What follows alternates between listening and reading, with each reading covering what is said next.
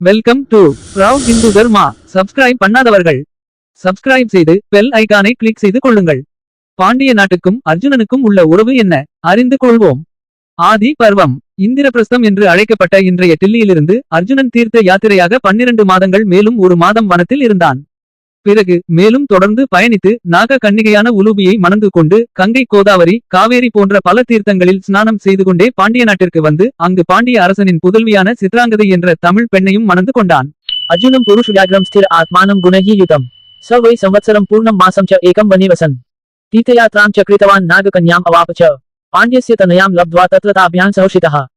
பாண்டிய தேசத்துக்கு சென்றபோது மணலூரில் இருந்த கோட்டை வாசலில் பாண்டிய நாட்டு அரசர் சித்ரசேனன் அர்ஜுனனை வரவேற்றார். அவருக்கு சித்ராங்கதை என்ற பெண் இருந்தாள். பணலூர் ஈஸ்வரம் ராஜன் தர்மஜ்யம் சித்ரவாகனம் தஸ்ய சித்ராங்கதா நாம துஹிதா சாரு தர்ஷனா. அவள் அந்த பட்டினத்தில் சுதந்திரமாக சஞ்சரிப்பதை கண்டான் அர்ஜுனன். சித்திரம் போல இருக்கும் அவளை கண்டதுமே அவளை விரும்பினான் அர்ஜுனன். தாம் ததர்ஷபுரே தஸ்மின் விசரந்தீம் யத்விச்சயா திருஷ்ட்வா ச தாம் வராரோஹாம் ச கமே சைத்ரவாஹனீம் அபிகம்ய ச ராஜானமவதத் ஸ்வம் பிரயோஜனம் தேஹி மே கல்விமாம் ராஜன் க்ஷத்ரியாய மகாத்மனே. தன் விருப்பத்தை அந்த தேசத்தின் அரசரிடம் நேராக சென்று, அரசே, உங்கள் பெண்ணை க்ஷத்ரியனான எனக்கு கொடுங்கள் என்று தெரிவித்தான். இதை கேட்ட அரசர், நீங்கள் யாருடைய புதல்வன், உங்கள் பெயர் என்ன என்று கேட்டார். அர்ஜுனன், நான் பாண்டவன், குந்தி புத்திரன் தனஞ்சயன் என்றார்.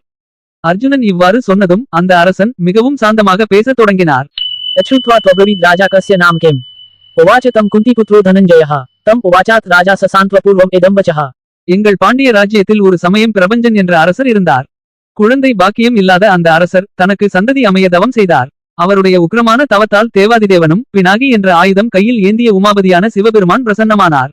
மேலும் அந்த உமாபதி அரசரை பார்த்து, உன் குலத்தில் ஒருவருக்கு ஒரு குழந்தை பிறக்கும் என்று சொன்னார். ராஜா பிரபஞ்சனோ நாம் குலே அஸ்மின் சம்பபூவஹ அபுத்ரஹ பிரசவினாதி தபஸ்தேபே ச உத்தமம் உக்ரேன தபசா தேன தேவதேவஹ பனாகத்ரிக் ஈஸ்வரஸ்தோஷிதஹ பார்த்த தேவதேவஹ உமாபதிஹி ச தஸ்மை பகவான் பிராதாத் ஏகேகம் பிரசவம் குலே. இதன் காரணத்தால் இன்று வரை இந்த குலத்தில் ஒவ்வொரு சந்ததிக்கும் ஒரே ஒரு குழந்தை தான் பிறக்கிறது. என்னுடைய முன்னோர்கள் வரை அனைவருக்கும் ஆண் குழந்தையே பிறந்தனர். புருஷர்களில் சிறந்தவனே, எனக்கு பிறந்த ஒரே பெண் குழந்தை இவள். இவள் தான் என் குலத்தை வளர செய்பவளாக இருக்கிறாள். இவள் பெண் குழந்தையாக இருந்தாலும் இவளை சந்ததி வளர்க்கும் புத்திரன் என்றே நினைக்கிறேன்.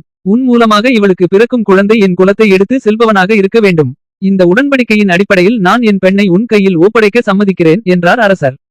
அர்ஜுனன், அப்படியே ஆகட்டும் என்று சபதம் செய்து 12 மாத தீர்த்த யாத்திரை முடிந்த நிலையில் அவளை முறையாக மனம் செய்து கொண்டு 3 மாதங்கள் பாண்டிய தேசத்திலேயே இருந்தான்.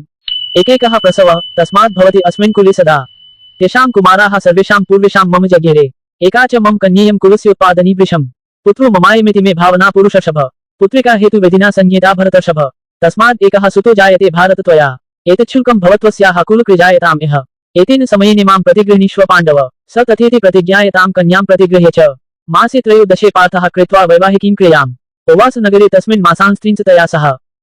இவ்வாறு வியாச மகாபாரதம் சொல்கிறது. நன்றி. மீண்டும் இது போன்ற ஆதாரபூர்வமான ஸ்லோகங்களோடு அதன் அர்த்தத்தோடு நாம் சந்திக்கலாம்.